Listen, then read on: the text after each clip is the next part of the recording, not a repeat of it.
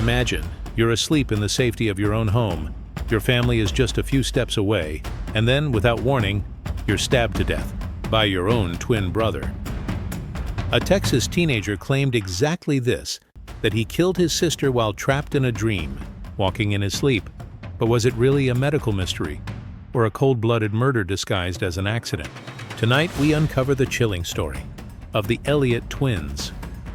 It was the early hours of July 28, 2021, when a quiet neighborhood in Katy, Texas, was shaken forever. At around 4 a.m., a frantic 911 call came in. The voice on the other end was trembling, desperate, and horrifyingly young. "I just killed my sister," the boy confessed, gasping for air. "I thought it was a dream." The caller was 17-year-old Benjamin Elliott, a high school junior with no criminal history, no record of violence, and by all accounts a quiet personality. On the floor of their suburban home, his twin sister, Meghan Elliott, lay bleeding from multiple stab wounds. The crime scene was both intimate and horrifying. This wasn't a break-in, this wasn't gang violence. This was brother against sister. As police rushed to the scene, Meghan was still alive but gravely wounded. Paramedics fought to stabilize her, rushing her toward the ambulance. Benjamin, meanwhile, sat trembling, covered in blood, his face pale, his voice still repeating, "I thought it was a dream. I didn't mean to hurt her." For investigators, this wasn't just another homicide. This was a mystery wrapped in tragedy. The Elliott twins had grown up together, inseparable since birth. Friends described Meghan as vibrant, social, and fiercely protective of her brother. Benjamin was quieter, often lost in his thoughts, but deeply bonded to her. No one could imagine him hurting Meghan, let alone stabbing her in the middle of the night. The question loomed over everyone. Why? Benjamin's explanation came quickly. He was sleepwalking. He claimed he didn't remember grabbing the knife, didn't realize he had walked into Meghan's room, and only snapped into awareness when he saw her covered in blood. To him, the horror felt like a nightmare, until he woke up and realized it was real. Sleepwalking, or parasomnia, is a rare disorder where the brain is partially awake and partially asleep. Victims can walk, talk, even perform complex tasks without memory of it. There have been cases of people driving cars or cooking meals in this state. But stabbing your twin sister? Could something this violent really happen unconsciously? For detectives, the case was already complex. On one hand, Benjamin confessed immediately, didn't run, and sounded genuinely confused. On the other, the evidence suggested deliberate action, retrieving a knife, entering a room, targeting Meghan multiple times. Sleepwalkers may wander aimlessly, but this looked directed. Neighbors awoke that morning to a flood of police cars, sirens, and news vans. Word spread quickly. A twin brother had killed his sister in the middle of the night. For a community that prided itself on safety and family values, the idea was unthinkable. Many whispered the same haunting question. If a sibling can do this unconsciously, how safe are any of us in our sleep? At the hospital, Meghan was pronounced dead. Just like that, the Elliott family lost their daughter, and in many ways their son too. Grief and shock collided in unbearable silence. What had begun as an ordinary summer night ended in devastation no family could recover from. As the investigation deepened, Benjamin's life came under a microscope. Teachers described him as intelligent but reserved. Friends recalled he rarely got into arguments, and Meghan often defended him when others teased him. There was no history of violence, no drugs, no mental health crisis reported. On paper, Benjamin didn't fit the profile of a killer, which made the question of sleepwalking all the more powerful. The moment police entered the Elliott household, the scene was both chilling and puzzling. There were no signs of forced entry, no broken windows, no scattered items to suggest a burglary or home invasion. Everything appeared undisturbed, except Meghan's room. On her bed, bloody sheets clung to her motionless body. The knife lay discarded on the carpet, slick with crimson. Detectives immediately began documenting the scene.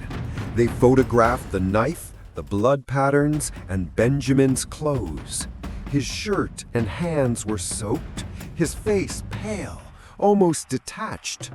Unlike many suspects, he didn't resist arrest or deny involvement. In fact, he repeated the same haunting phrase, I thought I was dreaming." At the police station, Benjamin was calm, yet visibly confused. His recorded statement painted a bizarre picture. He recalled dreaming about being attacked, grabbing a knife to protect himself, and then suddenly realizing it wasn't a dream at all. "When I woke up, she was already hurt," he whispered. To investigators, it sounded less like a confession and more like a nightmare retold. Meanwhile, the medical examiner's findings deepened the mystery.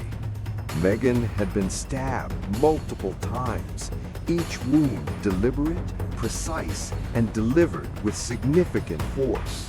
This wasn't a clumsy accident or a single defensive strike. It suggested repetition and intent. Could a sleepwalker truly sustain that level of violence? Detectives faced two competing realities. Reality one, Benjamin was a calculating murderer who killed his sister for reasons still hidden. Reality two, he was a victim of his own unconscious mind, driven by parasomnia into committing the unthinkable. The stakes were enormous. If sleepwalking could excuse homicide, how could the law draw the line between accident and murder? Forensic teams analyzed the Elliott home thoroughly. The knife was from the family kitchen set. No fingerprints other than Benjamin's were found. Blood spatter suggested he stood close to Meghan during the attack, possibly leaning over her bed. The layout made sense, yet the why remained elusive.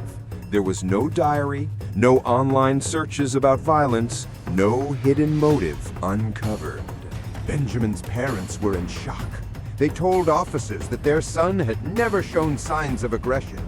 They admitted he occasionally walked around at night, mumbling or opening doors, but nothing remotely dangerous. "We thought it was harmless sleepwalking," his father explained, his voice cracking. "We never imagined it could turn into this." News of the case spread rapidly across Texas and beyond.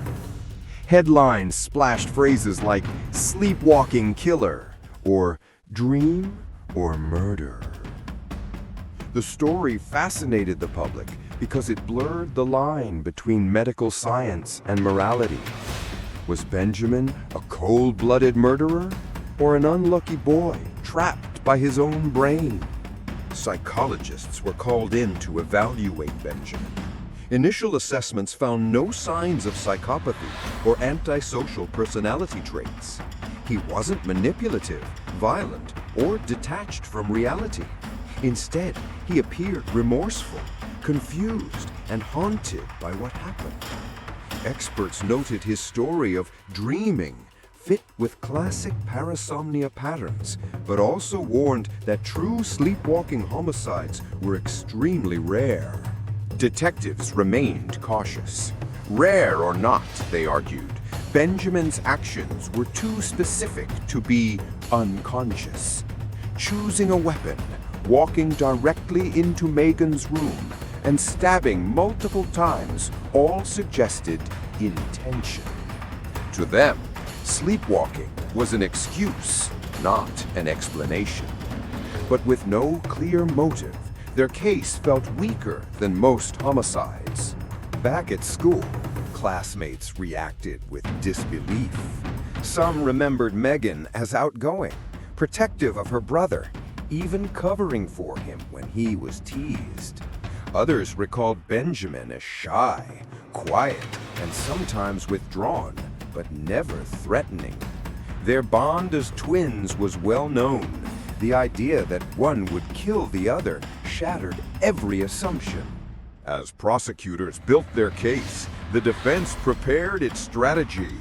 Sleepwalking as a legal defense is rare, but it has been used successfully in the past.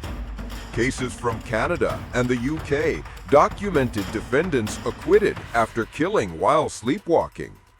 Defense lawyers argued Benjamin's case was another tragic example. His brain asleep, his body awake, his control non-existent. But prosecutors reminded the jury to be of something chilling. Meghan fought back. Defensive wounds on her arms and hands showed she tried to protect herself. This wasn't a silent, unresisting attack.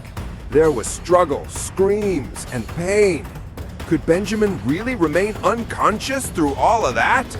The line between dream and reality blurred even further when investigators replayed Benjamin's 911 call in court. His voice was panicked, cracking with guilt as he begged for help. Many listeners heard sincerity. Others believed it was rehearsed shock. One chilling line stood out. "I thought it was a dream." Was this the slip of an unconscious killer or the calculated lie of a conscious one? By the time charges were officially filed, Benjamin faced life-altering consequences. He was indicted for murder. At just 17, he would be tried as an adult. His life, once filled with routine high school days and twin sibling laughter, now revolved around legal battles, medical evaluations, and the possibility of decades behind bars. As Benjamin's trial approached, the courtroom became less about crime scenes and more about the human brain. Sleepwalking, or parasomnia, was no longer just a medical term. It was the very defense that could decide his fate.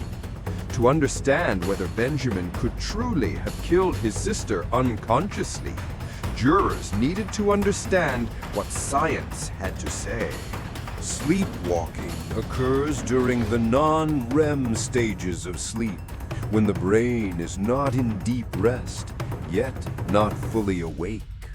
In this liminal state, people may perform complex behaviors, walking, cooking, even driving, without conscious awareness. For most, it's harmless, wandering hallways, mumbling words, or opening doors. But in rare, disturbing cases, violence emerges. Experts explain that the brain's prefrontal cortex, the part responsible for reasoning and impulse control, remains largely shut down during sleepwalking. However, the motor cortex, which controls movement, can be partially awake. This imbalance creates the strange state where someone can move and act, yet remain unaware of their actions. One of the most famous cases of sleepwalking violence occurred in 1987 in Canada. Kenneth Parks, a 23-year-old man, drove 14 miles to his in-laws' home, strangled his father-in-law, and fatally stabbed his mother-in-law.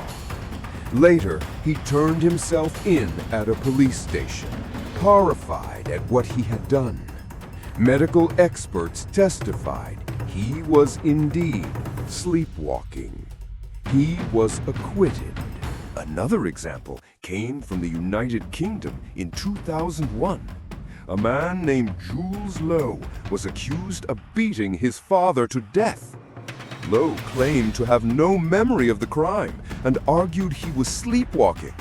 Psychologists supported the defense, and the jury accepted it. He was found not guilty by reason of insanity and was sent to a secure hospital rather than prison. The medical debate in Benjamin's case centered on plausibility. Could a teenager with only mild sleepwalking episodes escalate to a full-blown homicide? Defense experts argued yes. Parasomnia can remain unnoticed until triggered by stress, puberty, or sudden emotional strain. They painted Benjamin as a rare, tragic victim of biology. Prosecutors countered that the sheer brutality of Meghan's wounds told a different story. Multiple stab wounds indicated sustained action. Sleepwalkers may strike once in reflex, but to repeatedly stab a victim requires coordination, strength, and persistence. They argued it was impossible for Benjamin to stay unconscious through Meghan's screams and attempts to defend herself. The science didn't stop at theory. Doctors ordered Benjamin to undergo polysomnographic testing, a sleep study where electrodes monitor brain waves, heart rate, and muscle movement during sleep. Though the study showed occasional disturbances consistent with parasomnia, it couldn't replicate violent behavior. Science could not prove or disprove whether he killed while unconscious. To jurors, this left a haunting ambiguity. Was Benjamin's dream defense a medical truth or a crafted excuse? Science gave them possibilities, but not certainty.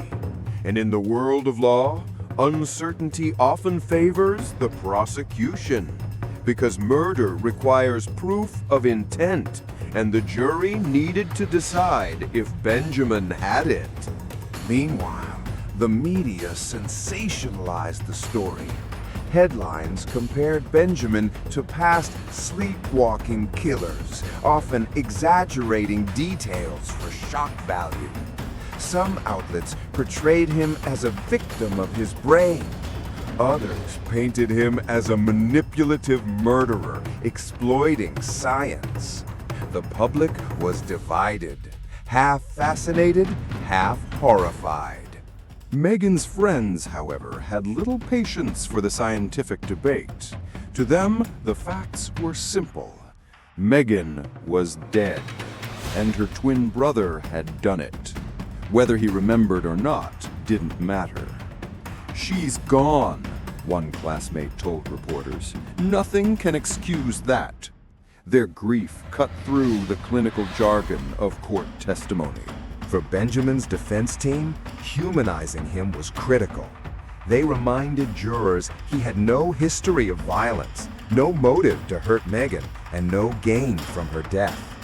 They emphasized his remorse, his confusion, and his desperate 911 call. "This is not a monster," one attorney argued. "This is a child whose brain betrayed him." But prosecutors pressed hard. If sleepwalking could excuse murder, what stopped others from using it as a shield? They warned of a dangerous precedent. Every killer could claim they were asleep, every crime written off as a dream. They demanded accountability. "We cannot allow murder to be excused by mystery science," the district attorney thundered. By the end of the science phase, the trial had transformed into a battle of belief. The defense offered rare cases and medical possibilities. The prosecution hammered on logic and common sense. Neither side had absolute proof. It was now up to 12 jurors to decide which story of the brain they trusted more, dream or murder.